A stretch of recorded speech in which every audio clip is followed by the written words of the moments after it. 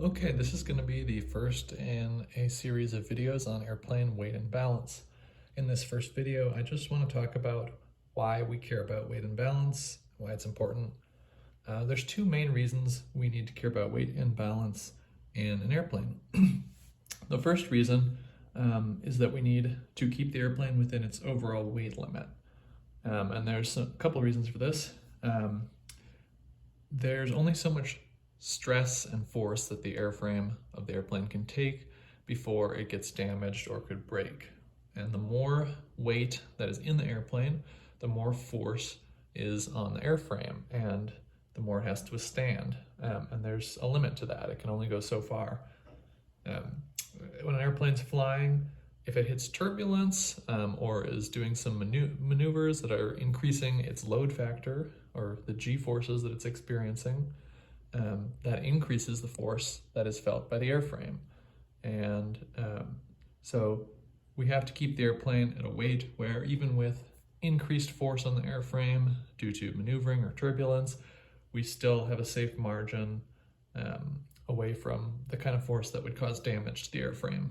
So that's one reason. Another reason is you won't find takeoff or landing charts that will tell you how long of a distance you need to take off or land when you're over the maximum weight, obviously. So if you are over the maximum allowable weight, you're gonna take longer to take off and longer to land, and you don't know exactly how much longer. So that is obviously dangerous. So for those reasons, the plane needs to be kept within its overall weight limit. And there's another reason we care about weight and balance. We need to know where the airplane's center of gravity is. So the center of gravity is the point at which the airplane would balance if you could balance it on a giant imaginary finger.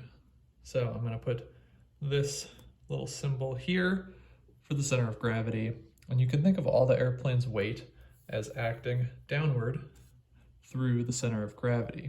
That's the point through which all the weight can be considered to act. Okay, so we've got the weight acting down. We've also got the force of lift from the wing, which acts upward. And you can see that the weight is in front of the lift. So this would just cause the airplane to nose down like that if we didn't have some other force, and that's what the tail or the horizontal stabilizer is for. That provides some downforce to counteract the nose down tendency from the center of gravity being in front of the lift. So where the center of gravity is depends on how the weight is distributed throughout the airplane, depending on how many people you've got sitting in the front and the back, how much fuel you're carrying, what kind of bags you're carrying, whether you put them, where you put them. The weight and the distribution of the weight matters and determines the center of gravity.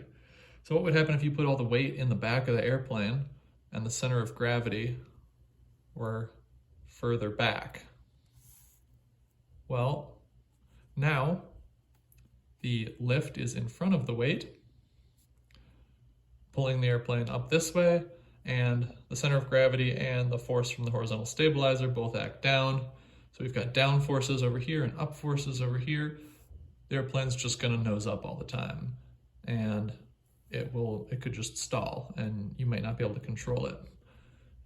So that's one reason we need to keep the airplane within its center of gravity limits. We don't want that center of gravity to get too far back. And as the center of gravity moves back towards the lift, the airplane's going to become more sensitive in pitch. It will only take very small forces to set the nose going up or down. And so control can become more difficult as the CG gets further back and the airplane can be less stable. If it's too far forward, if the center of gravity is too far forward, the nose is going to have more of a tendency to go down. And if it were really extreme, the downforce from the elevator might not be able to keep the nose up, or it might not be able to get it up enough. Say you're flaring to land and the center of gravity is really far forward, the nose wants to go down, and you just don't have enough downforce on the tail to get the nose up to flare. You might land on your nose wheel or have a prop strike or something. So for those issues of stability and control, it's super important to have the center of gravity within its limits, not too far forward and not too far back.